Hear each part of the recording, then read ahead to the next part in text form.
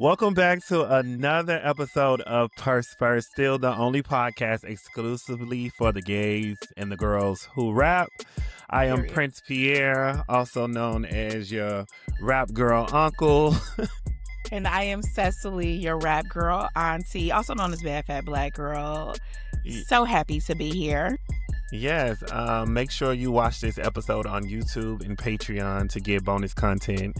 And of course, our ass last. And for the audio only girlies, we love y'all. We need those ratings and reviews. They keep us going, and Sesali reads them every day. And do. So also watch our mouth. Today is pretty special, y'all. You know, I love these type of days because we have a guest. We have a guest. Okay, so if y'all remember earlier in the season, we were having a conversation. Basically, like, we were just asking the question about whether it was even worth it to be an artist manager these days, especially as it pertains to, like, women in rap. And so that gave me an idea to actually get somebody on the show who I felt like knows about that side of the business. So we actually haven't spoken to a person who works a lot behind the scenes in the industry since like the second season, and we're on season 7 now. It's been a long time. We've had like a lot of artists and stuff on since then. But I am so happy to have KD on with us today. KD is honestly a multi-hyphenate. Hey. Yeah. KD does a lot of stuff in the entertainment industry. So KD actually works very close with Trina's team. And so I got to meet KD as I was in the process of working on Trina's book.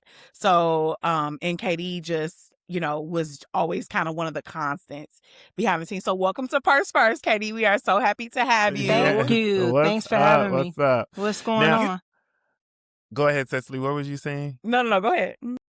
Before we get into like serious topics, we want to ask some like rapid fire questions that we get into with all our guests.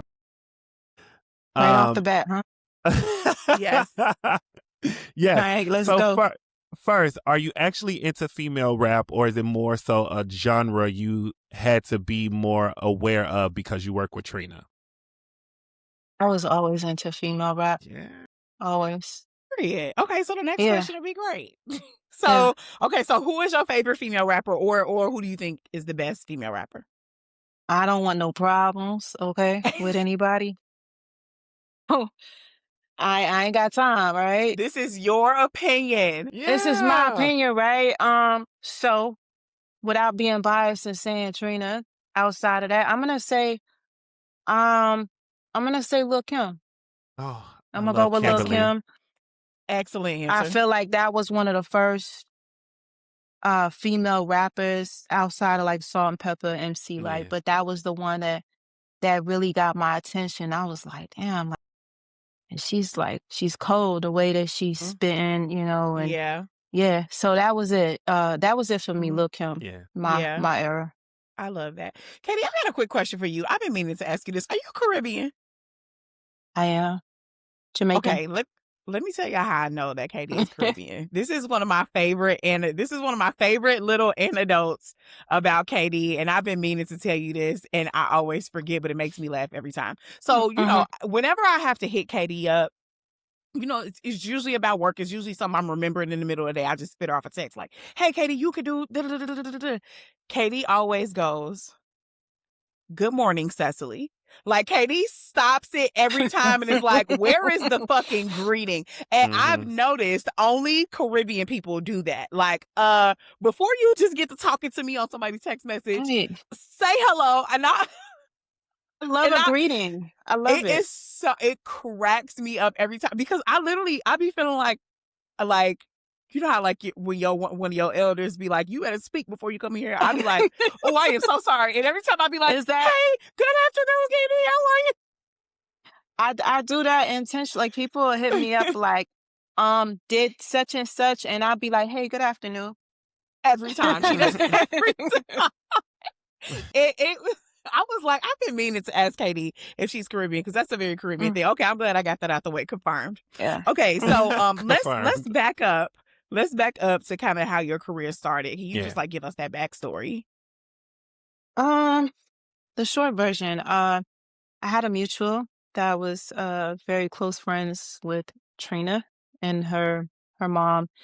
And just from me, I guess just networking, like I would be Mm-hmm. in different spaces. I remember trying to intern at Slip and Slide Records. And so just seeing some of the same people and then now gaining that mutual contact, it kind of just happened. Like I feel like everything is just like, just was my purpose. You know what I mean? Because I didn't have the Mm-hmm. traditional start like most have. Mm-hmm. Um, but yeah, so that was pretty much it. And I started out just kind of helping wherever I saw fit and grew into that position being in the management. Yeah, so Wow. that's what I kind of wanted to get a little bit more detail on. Is just like, so like when what did that actually entail? Like what did the day-to-day look like maybe versus when you Wow. started versus towards the end, you know?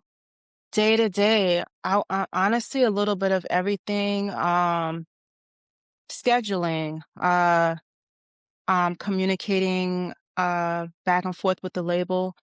I came in right around the time of, I want to say they was beginning to work on a Diamond Princess album. Mhm. And so just a lot of kind of like what an assistant would be, like whatever the artist needed, like, hey, can you reach out to, Ted or this person at the label? So a lot of communicating back and forth, being responsive with emails and things like that.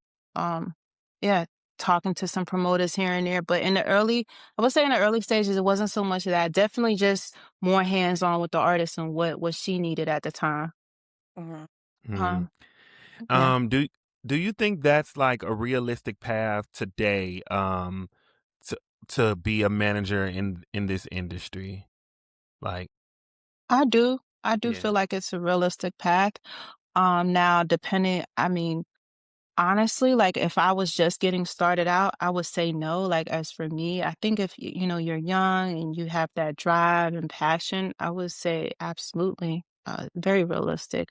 There's so much talent out here and they do need, yeah, at a certain level, you do need that guidance and someone that you trust in to help you get to the next level, to help you manage everything that you have going on. yeah. That was So, that was kind of my follow up questions. Like, yeah.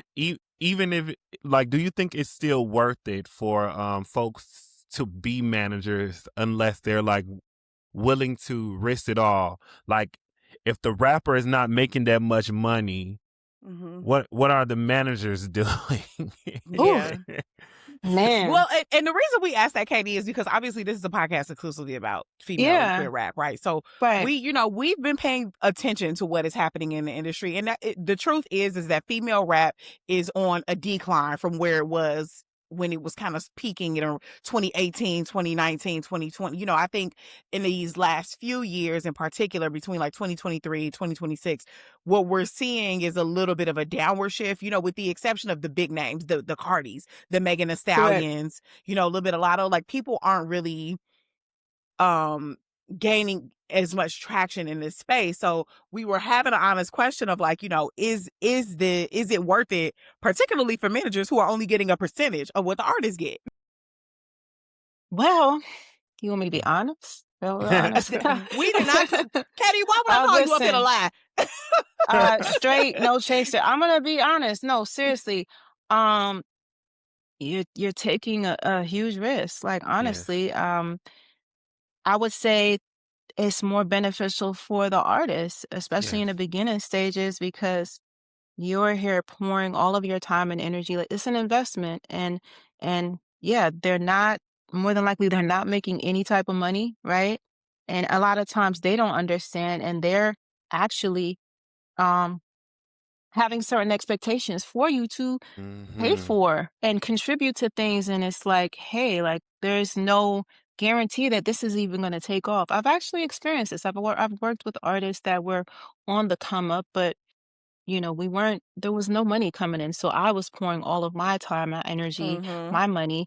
And 2 years later, you may decide this is not even my thing anymore. I'm out. I don't get that time back. So I really feel that it is more beneficial to the artist. And as a manager, I feel like we get the short end of the stick. I'm just being honest, like Mm-hmm. really, especially those starting out. So in this climate where you're noticing the decline, may not be as worth it, but I would say, listen, if this is truly your passion, Mm-hmm. Mm-hmm. you Mm-hmm. can't go wrong because the work that you're putting in, it doesn't necessarily feel like work, right? And you're willing to take that chance.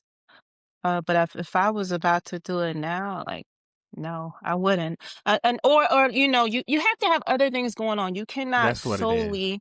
You cannot Mm-hmm. solely be focused on this one act with the mindset like this is going to go. I know that Right. that's what a lot of people like to, think on, but that's not the reality. And Mm-hmm. so if you don't have maybe this investment over here, this business, or even like a 9 to 5 that you're still holding on to, um, you can be asked out, Yeah. and disappointed. I got so many follow-up questions that's coming up from that, but I do want to get to the one that I had here, which is basically you said something earlier. You were kind of starting to get into this, like at what point does like an artist need a manager? Because something else that Pierre and I talk about is just like it's always very obvious when an artist does not have the right team, whether it is because of how they move and how they show up professionally, or whether it's because of the momentum that there's always just a little bit of a tail that we notice. And so Hmm. yeah, where at what point in an artist's career do you feel like, okay, babes, it's time for you to start building out a team? You need some support. When there's something to manage, most people are always they have this again mindset. Oh, I need a manager. Like the day that they decide they want to rap or do a sing, it's like, okay, I need to get a manager. And it's like, hold on now, slow down. You don't even have anything to manage yet. And what I say by things to manage, now there's an overwhelming response as to you doing shows or people are reaching out now. Hey, we would like to collaborate with you on this project. So at that point, that's when you would need a manager because you don't want to have to be the one responsible for handling that business. And obviously, you want to get somebody that you trust, that you see that is experienced or shows signs of professionalism and those Hmm. things. Yeah. People are crazy. I'm Hmm. glad you mentioned that because, like, even coming, like, as an artist as well as someone who works in TV now, like, I think a lot of people just don't know what these positions entail. And even sometimes Yes. managers don't. So even like new Hmm. managers come in the scene and they're doing everything. You're PR, you're the manager, you're booking the gigs, you're finding people. So artists think that's what the manager is. And they think this one person is solely responsible for their entire career versus actually managing their career. So, Uh, I think a lot of those conversations should be had early as well too. And I also feel like it's the artist's responsibility to do the homework, um, and do the research. By the way, I have an ebook that talks about a lot of this. So you need to know what some of these positions are and what those positions entail. Um, but yes, when you are just starting out, you may not have the budget to hire a publicist or need a publicist, right? You don't have a project yet, anything like that. Um, a videographer, a booking agent, like what do all of these different things come with? A road manager, an assistant, a videographer, you know what I'm saying? Now glam comes into play if you're a woman, right? And so, but in the beginning, Even though some having of these that niggas need manager glam that too. kind of These niggas don't think they need glam. Some of these yeah, niggas need some glam, Katie. I seen yeah, what these niggas look like. You a can little, you a can little, a have little, somebody on the team and just keep that skin together, keep them eyebrows and that hairline together. yeah, a little man beat, a little Look, 1, 2. nasty fingernails, get them together. Yeah, Yeah. ooh, yeah. Um, as for myself, I will say, um, that's been somewhat of a gift and a curse because I'm so well-rounded, which is it's a mm-hmm. great thing, right? But Mm-hmm. then, um, when you get someone that becomes accustomed to that, it's like, well, shit, we don't need to get a, you know how to do that, or you Yeah. know how to do Yeah. Mm-hmm. graphic design, and well, yeah, it's like, hold on now, I just did Right. this so we could. I was being a great sport, I was being a team player A because I team do believe player. in that. It's Yeah. like, let's just get it done. We'll worry about that later. Now, when we have the budget, hey, we need to be getting this person now. I don't need to take that on anymore. I need to be focused on these deals Or and speaking. slap me their money so I can do it. Mm-hmm. Mm-hmm. You feel me? Yeah. Exactly. That part. So yeah, it gets a little tricky in the beginning. Mm-hmm. But like I said, I think conversations need to be had from the very beginning. Mm-hmm. What the expectations are, and hey, like this, and the managers need to know coming into it. These are Everyone needs to know what the positions are, and this is what. But hey, we're gonna do it like this for now. We're gonna rock out, but at some point we'll need to do X, Y, Z. You know? I have a question for you. So I love that you talked about what is the artist's responsibility, right? And that Yeah. it becomes, because really what it sounds like this is a conversation about is that there has to be a certain standard Mm. and self-awareness around who you are as an artist and what your brand is so that you can even understand what it is that you need, right? Yeah. So one of the things Pierre and I always joke that Purse First is going to eventually transition into a creative agency particularly for female rappers, because we always feel like there are just always so many like brand moves that the rap girls in particular are not doing well or making, for a lot of different reasons, right? We just don't think that a Yeah. lot of the girls manage their brand well or consistently, maybe is the better word. But Right. that's so fascinating, right? Because that piece of the business, right? Who is, if you know how to rap, right? You really, let's take a Lotto, right? Somebody who really is a boss with the pen, really can write and rap. And it's obvious that Lotto has her ideas for where she wants her creative team to go, right? But somebody else, right, who writes as good as Lotto, who is an amazing rapper, who doesn't necessarily have that creative vision for who they are and how they want to show up, the person that comes in to do that work for you is not necessarily your manager. Mm. That's No, somebody it's else. not. That's a creative director. That's I was a about to say creative director. yeah, yeah. And it's I do feel like what I hear you saying is that there is a bit of an expectation all the time that managers are Mhm. always a Mhm. slash or and the manager Mhm. slash assistant or the manager slash creative director. You coming up with the ideas and then figuring out how to pay for them and make them happen, right? Like it is that kind of like for managers for folks who might be interested in that, should they be figuring out how to package themselves as a little bit more diverse and kind of well-rounded like you are in that way?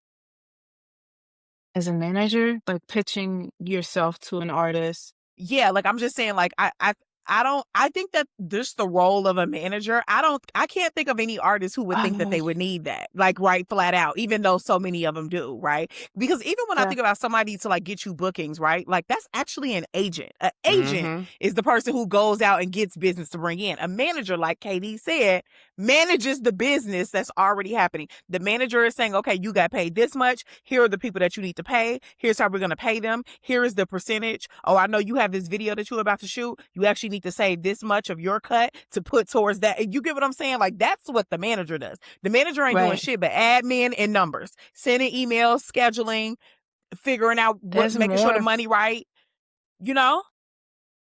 Yeah, I feel like there's so much more though. Like, yes, I would say that's the core of it, but there's a lot more. I would say,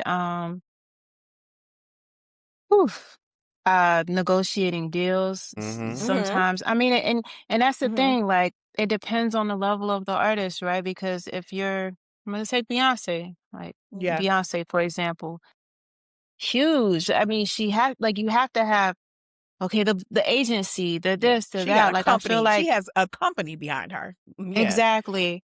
But no matter what, I feel like if you're managing an artist and like whether you're in the beginning stages or a little beyond that, you're still gonna need to know how to negotiate, Mhm. um, possibly Mm-hmm. some pitching here and there.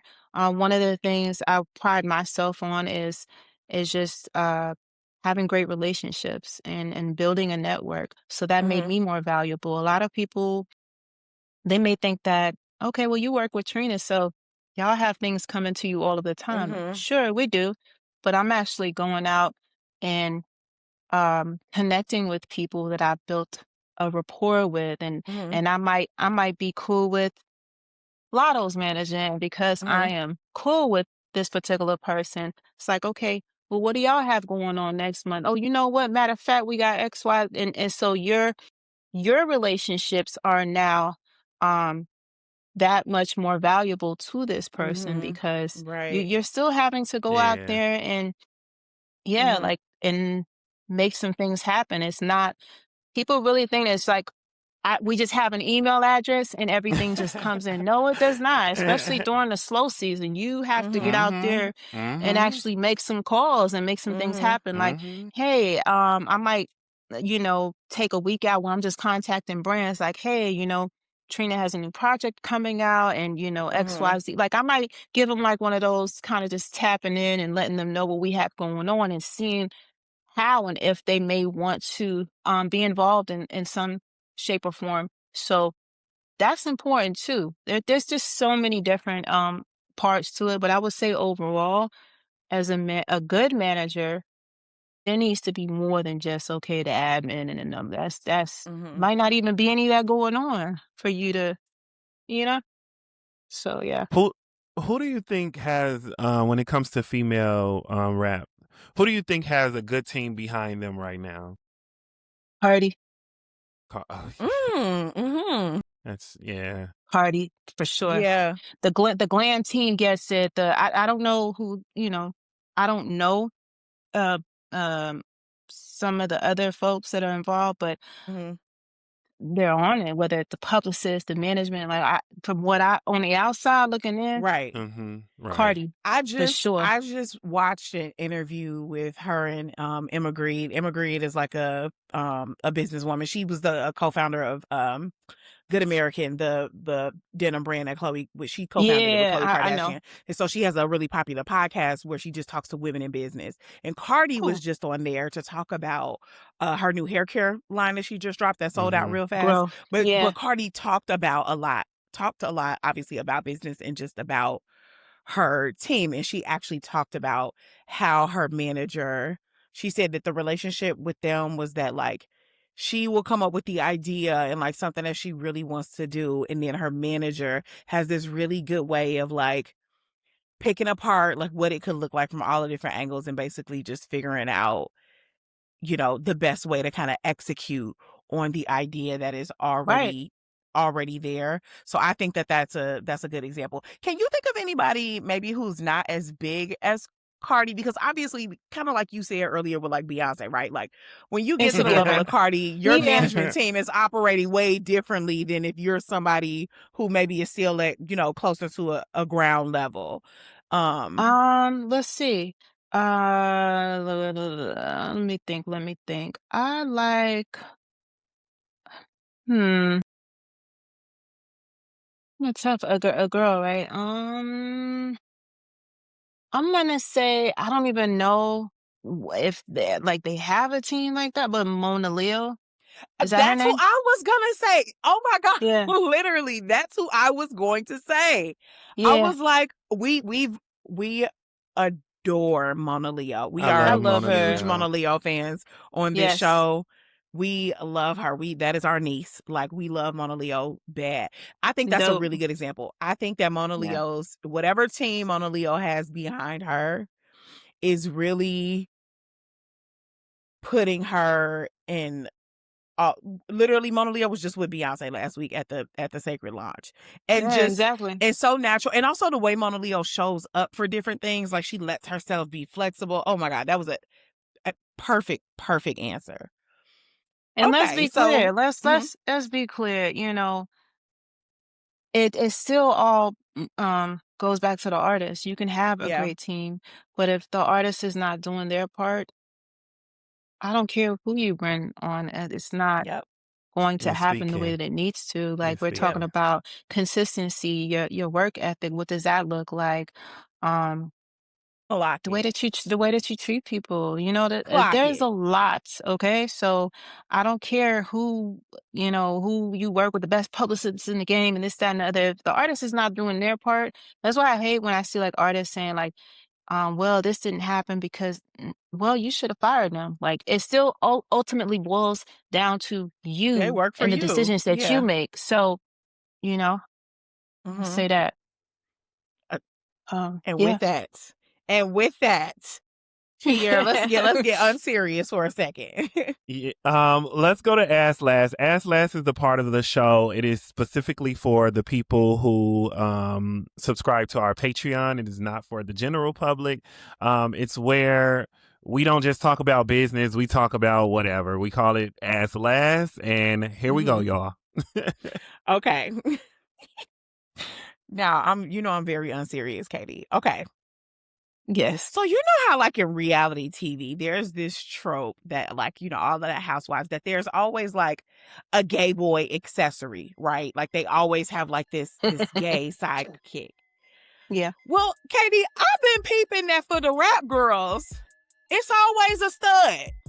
You heard it first, y'all. First studs. This is the industry for you, baby. You got to be managing these people.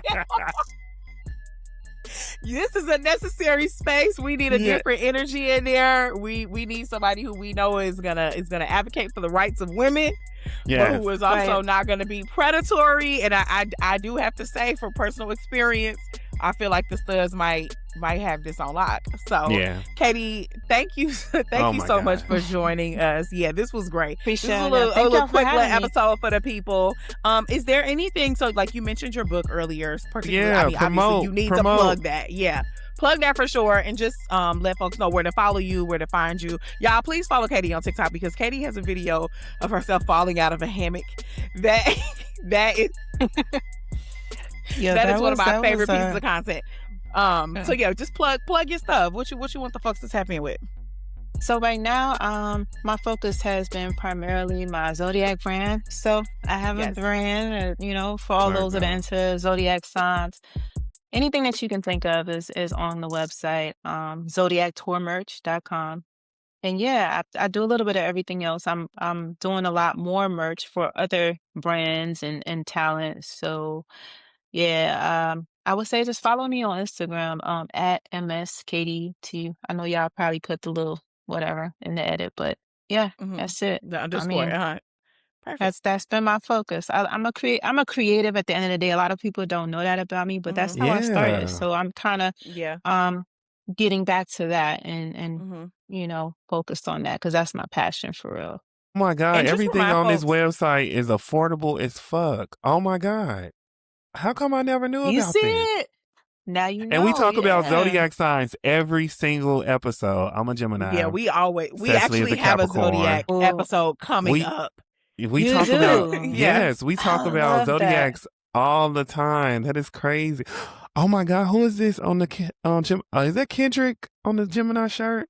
Who is this? Yeah, that probably is. That's Kendrick. Yeah, that's Kendrick. Oh, I'm gonna get that. What's your favorite zodiac sign? What's your favorite? Oh my God. Why you what happened? Yeah, because we talk forever about this. I can't stand Taurus, but I keep getting in relationships with them. I can't stand Scorpios, but I keep getting in relationships with them.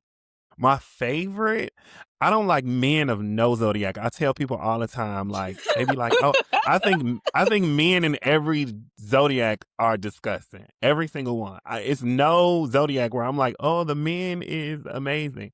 But for women, I love Capricorn women. Period. You're a Capricorn? Virgos can do no wrong. Yeah. Yes. Oh, girl, I get it now. So we're both earth signs. You're very grounded. Exactly. And when we were working on that Virgo project, she gave you give that type of energy, very much like, what are we doing? Like, what's going on? Yeah, professional. Let's get this done. Get the bag. Yes. I get it. Yes. It makes sense. Absolutely. Okay. Capricorn. Just remind us the name of your book, because we talked about management, I think that is just the blueprint. The blueprint. Management. Give me the blueprint. If you type in my name, blueprint, it's gonna come up. Karen Douglas. Perfect. And y'all make sure y'all are subscribed to Patreon to hear the little to hear the little tea we spill about a little theory that I Yes. had. Right. That's gonna be exclusive as last content. Make sure you are following Pierre on social media at Prince Charming P. Follow me at Bad Fat Black Girl and follow the show at Purse First Show everywhere. And with that, we'll Bye, y'all. Thank you so much, y'all.